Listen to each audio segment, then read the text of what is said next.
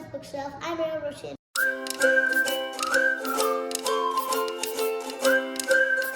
I'm going to be doing Dogman, A Tale of Two Kitties. The basic summary of this book is when Flippy, the evil bionic fish, in the last book, he was frozen in a bowl. But he was completely preserved, so the scientists are going to check out his brain. But then they decide to take apart his bones and make him more of a machine than a fish. But then, with a dose of living spray, Flippy comes to life. So then, that's what's happening. But meanwhile, Petey the cat wants to get his own evil clone. He escapes out of jail, goes to his old lab, fixes it everything, and he gets his new clone.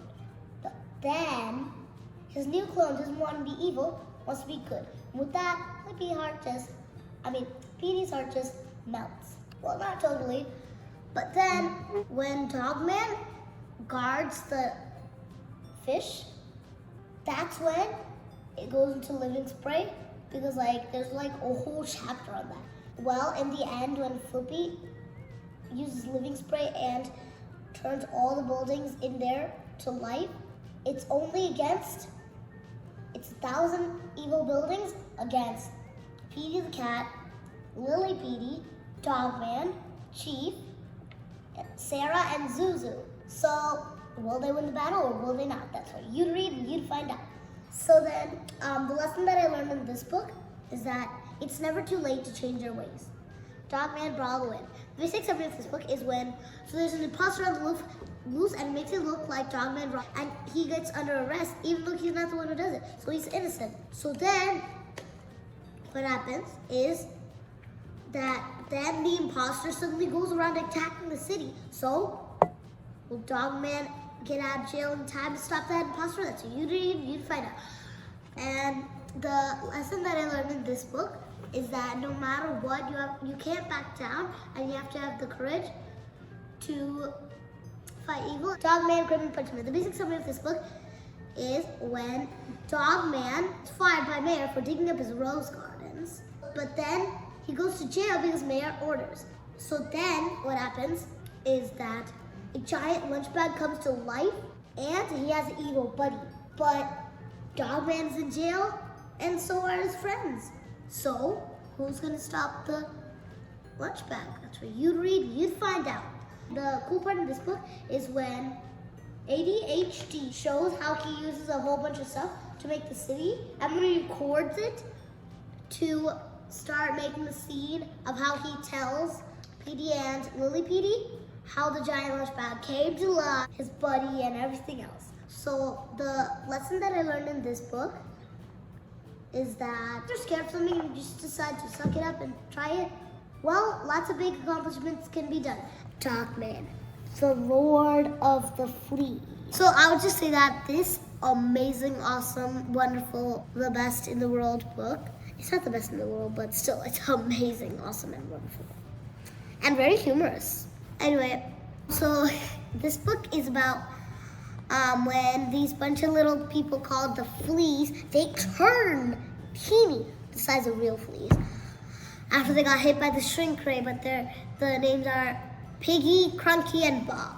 So the Fleas create this super evil giant robot brontosaurus, and that's a mouthful. So then they try to take over the world with it. And then Petey the cat gets tempted by Piggy to try and join them and destroy the world. I don't like that, it's creepy. So then what happens is that Lily Petey is very encouraging in this book, and also something really, really funny is the title. It looks like a giant cat is buried in the sand, and Dogman and Petey are don't know that they're on top of it, and they're about to get swallowed when Dogman just helped Lily Petey up. This book is amazing, awesome, wonderful, and fabulous. And I'll just have to say, Dave, you're just amazing with these books. How do you get all these humorous ideas? And I also like the way author to the pictures. I like comics, but I have no clue how to make all those little squares. And it's a very talented thing that you can make those squares like that because many people don't know how to do that, including me. I'm probably the #1 person. The life lesson is that when you're brave, I bet that if Dogman and Lily Petey turned around right now and they found the giant cat, they wouldn't be scared. They'd be brave and have the courage to face the cat, and they'd try to be friends. I mean, like, I just think that Lily Petey is amazing. He's also cute, but he looks teeny, literally. He's about this small.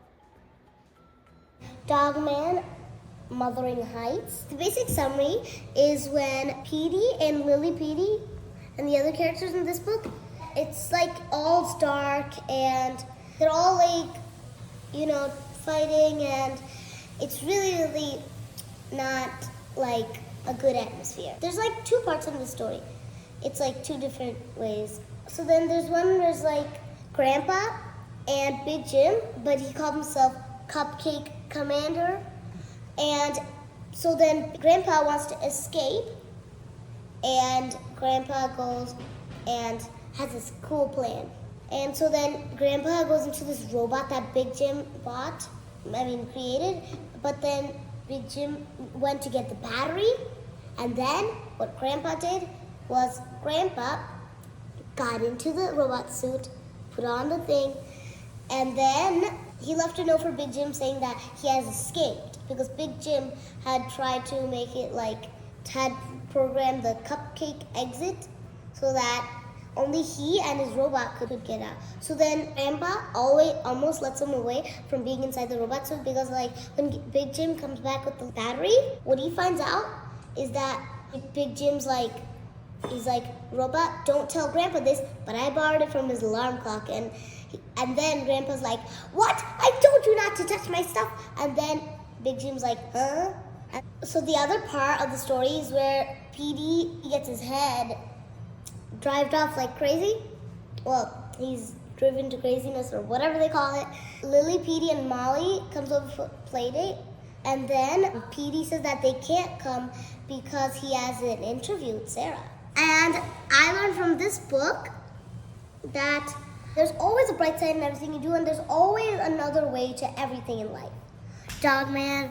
So the basic summary of this book is, well, it's about a bunch of different stories because George and Harold created these in different grades, and so then they decided to put it together so that we can have a review of all their stories that they created before in one book.